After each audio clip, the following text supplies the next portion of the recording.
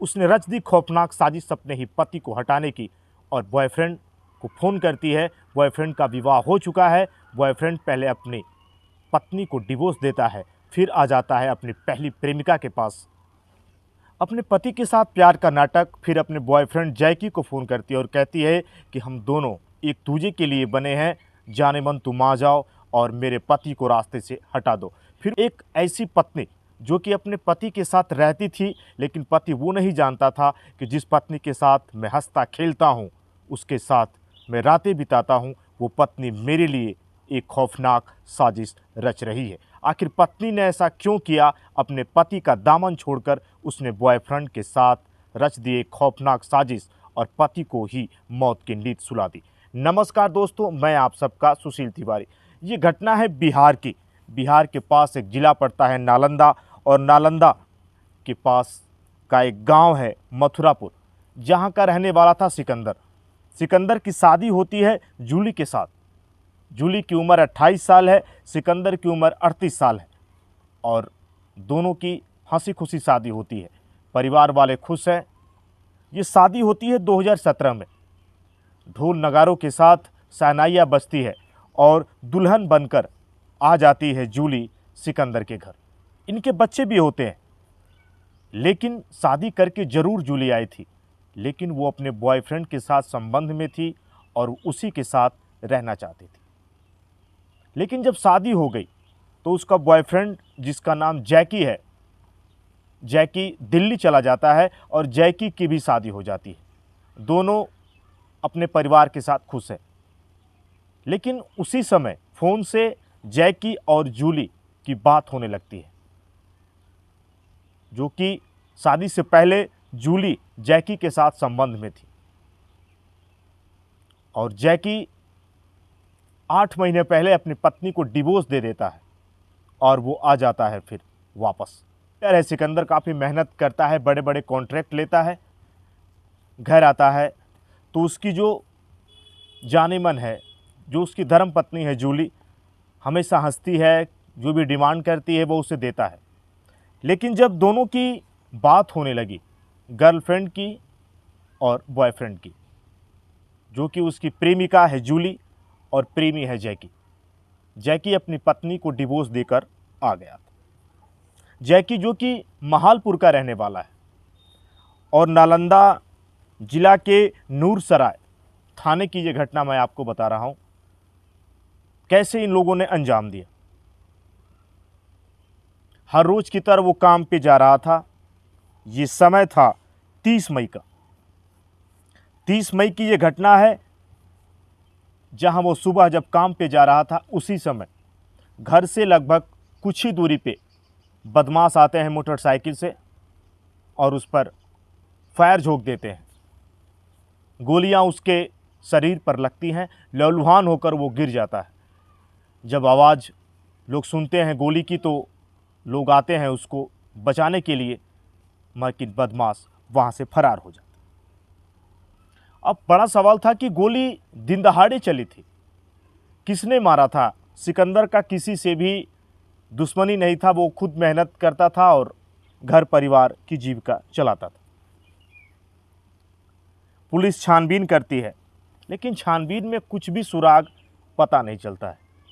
Police वहाँ के location को ट्रेस करती है, जो भी मोबाइल एक्टिव है उसको भी पुलिस खंगालने का प्रयास करती है, लेकिन कुछ भी पुलिस पकड़ ही नहीं पाती कि आखिर हत्यारे कौन थे। अब धीरे धीरे पुलिस की पड़ताल शुरू होती है। पुलिस जैकी के मोबाइल को भी जब ट्रेस करने का प्रयास करती है, तो जब हत्या हुई है तब जैकी का मोबाइल ही बंद था। पुलिस सोचती है कि इसमें जैकी का कोई रोल ही नहीं है। फिर आखिर कौन है जिसने सिकंदर को मारा?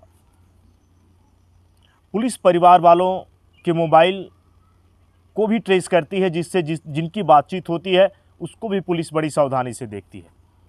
लेकिन पुलिस जब जूली के मोबाइल को जब देखती है तो जूली ने 2 महीने के अंदर ही लगभग 75 घंटे से ज़्यादा बात किए थे जैकी से।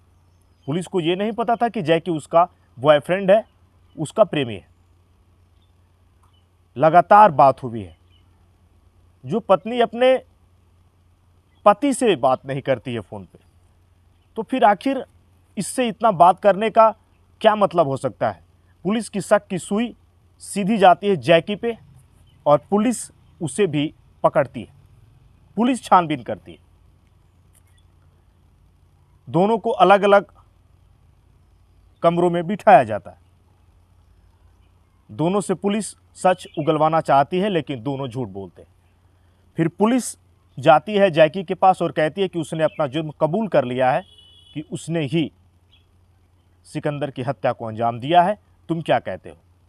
सख्ती से पूछताछ जब होती है तो जैकी भी अपना जुर्म कबूल कर लेता है और वो कहता है कि हमने ही मर्डर का प्लान किया था और मैंने अपने दोस्त को फ़ोन किया था और मैंने उससे कहा था कि तुम मुझको हथियार दिला दो, फिर मैं एक कट्टा खरीदता हूँ और फिर हम दोनों साजिश रचते हैं कि हम इसको रास्ते से हटा दें। जैकी पुलिस को बताता है कि हम लोग शादी से पहले भी रिलेशनशिप में थे। जब ये मुझसे फ़ोन से बात करने लगी, मैंने अपनी पत्नी को भी छोड़ दिया, डिवोर्स दे दिया, जिससे मेरी शादी हो गई थी। मेरी भी शादी हो चुकी थी। फिर जैकी और जूली मिलते हैं और जैकी जूली की पत्नी को ही रास्ते से हटा देता है। उसकी मौत हो जाती है। लेकिन सबसे बड़ा सवाल 30 मई की वो घटना है। एसआईटी की जांच तुरंत बैठाई जाती है। सदर के डीएसपी हैं जो कि संजय जायसवाल, वो बताते हैं कि पुलिस पूरी तत्परता से लगी हुई थी और 36 घंटे के अंदर पुलिस ने इस हत्या की गुत्थी को सुलझा लिया। लेकिन सबसे बड़ा सवाल था कि सिकंदर की क्या गलती थी जिसने जूली से अरेंज मैरिज विवाह किया था।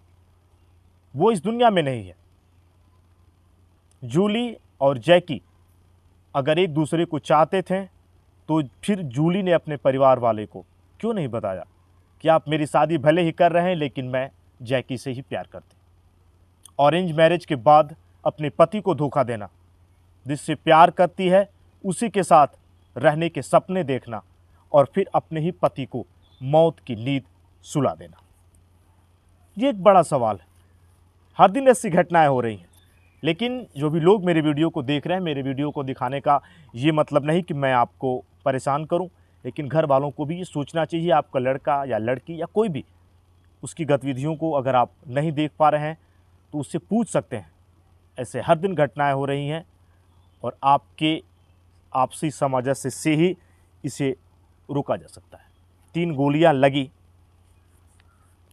और जब हत्या होती है सिकंदर की, उस समय इतनी चालाकी भरा काम कर रही है जूली कि हत्या के समय वो अपने मायके में है और घर से लगभग 500-700 मीटर की दूरी पे सिकंदर को मार दिया जाता है। लेकिन पुलिस ने पकड़ लिया है। दोनों ने अपना जुर्म कबूल कर लिया है। आज सिकंदर इस दुनिया में नहीं है, लेकिन सिकंदर मारा गया अपनी पत्नी की बेवफाई के चलते। मिलेंगे फिर एक बार किसी और घटना के साथ। तब तक के लिए जय हिंद, जय भारत, भारत माता की जय, वंदे मातरम।